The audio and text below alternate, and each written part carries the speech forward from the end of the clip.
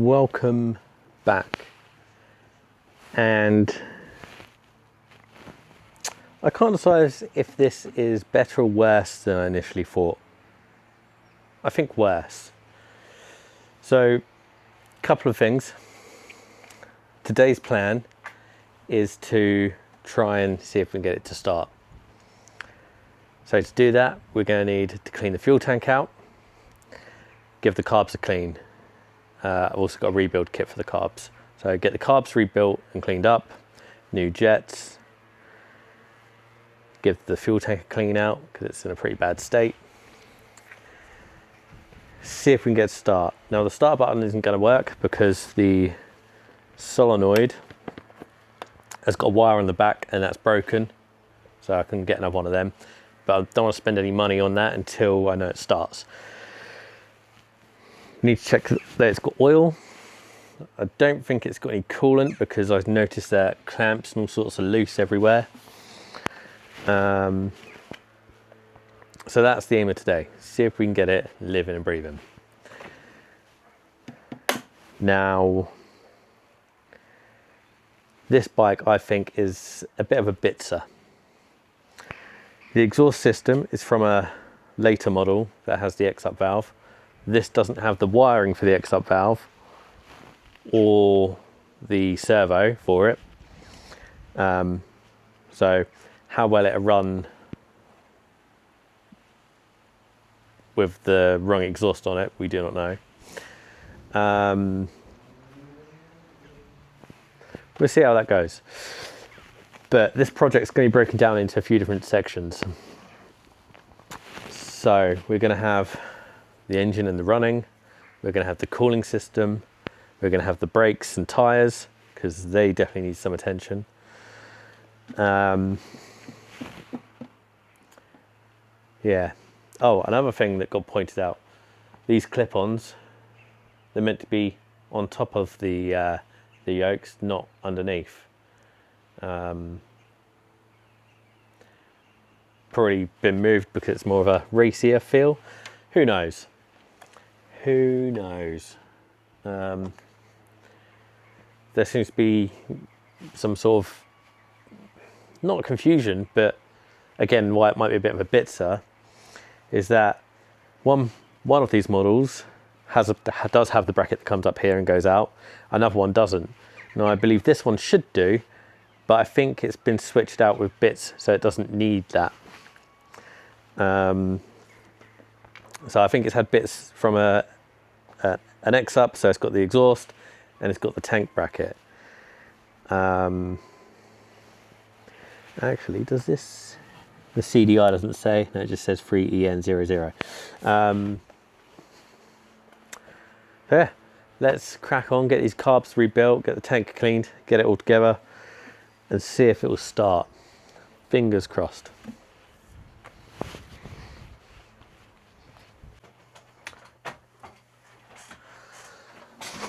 Let's get these carbs built. I've taken the liberty of building these two up, and this one actually.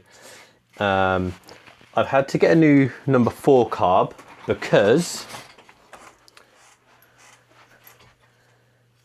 you might not be able to see it, but this copper pipe is broken. It's not connected. It could probably be removed, drilled, and a new bit put in, but I found this one for 30 quid. Which is a godsend really. It's the only carb I could find and it was the one I needed. So result. Downside is it came completely bare. Now if you've seen the GSXR carb rebuild episode, I bought a Light Tech kit. Which is your seals and washers and stuff like that. So there's a few bits I won't use. Also, this carb had the butterfly facing the wrong way around. Now I've had these all apart, obviously, to rebuild, to get this one bolted on. As you can see, a little bit rusty on the back. So these all open now. There was issues with one of these as well. So that's all sorted. I still need to bench. I'm going to set these up on the bench, try and get these balanced as best as possible. So when I put it on the bike, we have a chance of it starting. But right, let's get this done. So I've got a new seal on the float. I need to get this part put in here, which, there we go. So we've got an O-ring that sits on the top here. They were all missing other than one.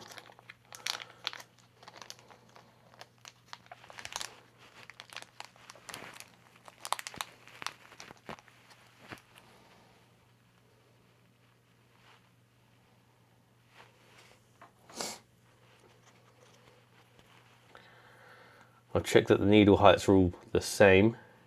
The needles are different though. The middle ones are slightly different to the outer ones. Make sure that needle drops into the right place. Yep, that looks good.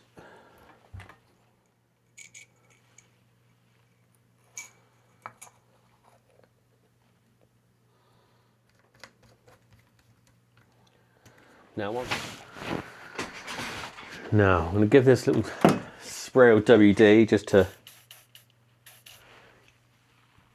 ease it in. Now it's got like a little shape to it, and you need to line it up with the groove inside.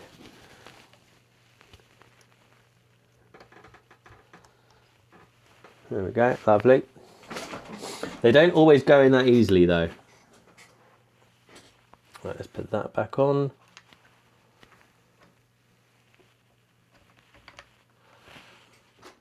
It probably wants a little bit of a spray.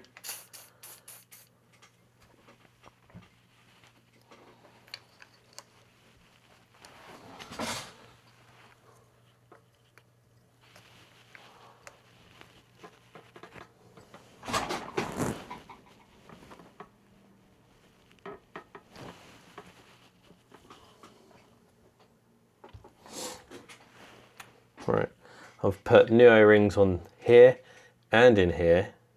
This has got an O-ring on either side. There's also joiner O-rings that sit here and here in between the carbs. They've all been replaced as well. That wants to go that way.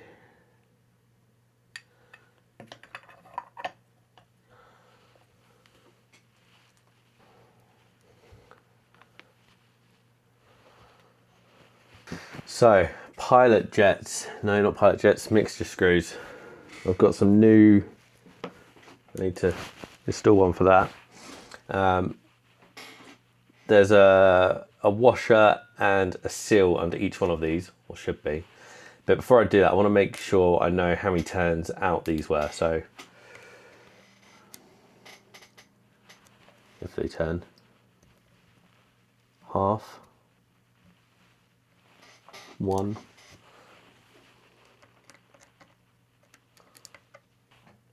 These have been fiddled with, messed about with. Whoever touched them honestly didn't have a clue what they were doing, because they got that wrong. Some of this wasn't connected properly. So I'm gonna have to reset these, and I think between 2.5 and 3.5 is what these were set to by standard. That's good. Right, it's time to give this tank a clean. It is rusty, bottom, sides, top. So I'm going to do the electrolysis process on this one, see what it looks like. Right, we've managed to make quite a lot of an improvement with the tank, but I'm thinking it wants another run. So let's just go and try the carbs on the bike without the tank. I'm going to have to balance them up anyway, so the tank would be in the way. So yeah, massive improvement, but let's go see what happens when we put the carbs on. I've got the battery on, I've got the carbs on loosely. I just want to see if it starts. need the keys. This will definitely help. Okay, now we know the starter doesn't work, so I have to bridge the solenoid. Carb cleaner. So obviously the fuel tank's not on. I've just put a little bit of fuel in with a syringe and then give it a little spray on the top. Let's see what happens.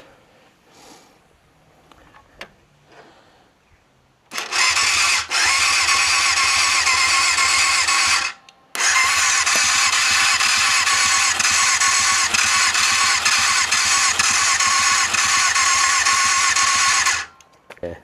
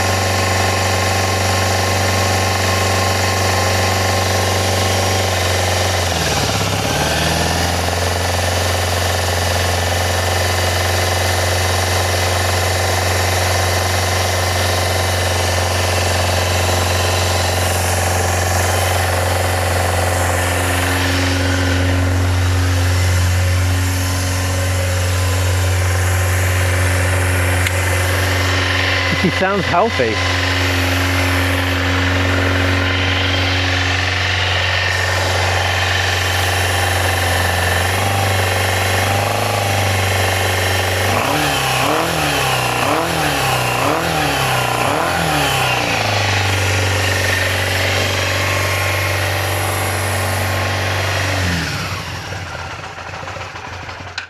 That'd be the end of the little bit of fuel.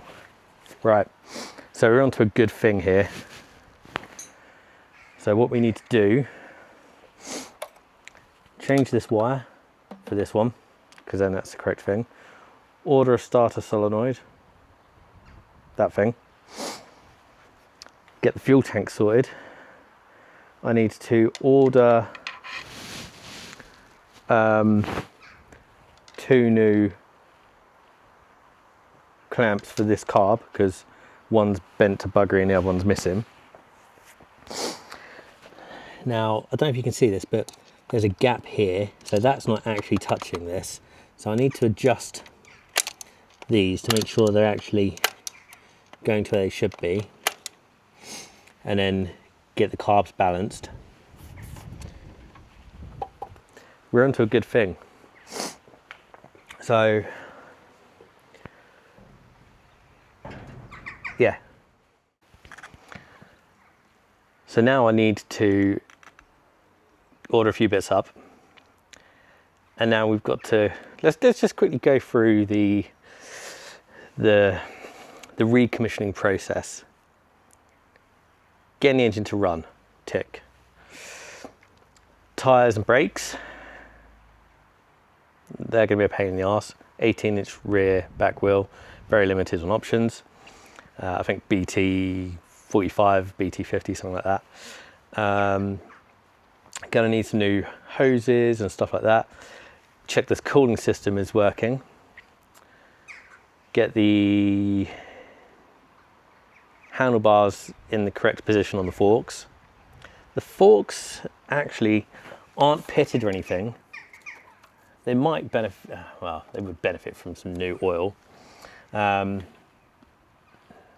correct exhaust system would be nice, but that's not a must-have right now.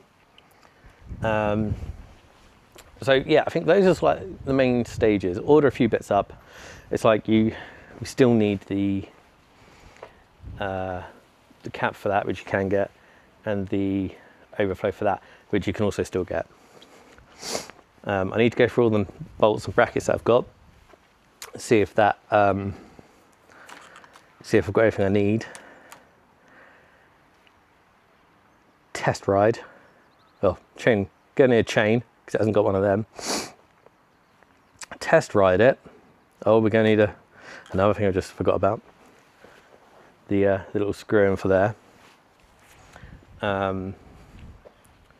Yeah, now I've had it run and it doesn't sound like a bag of spanners in a washing machine.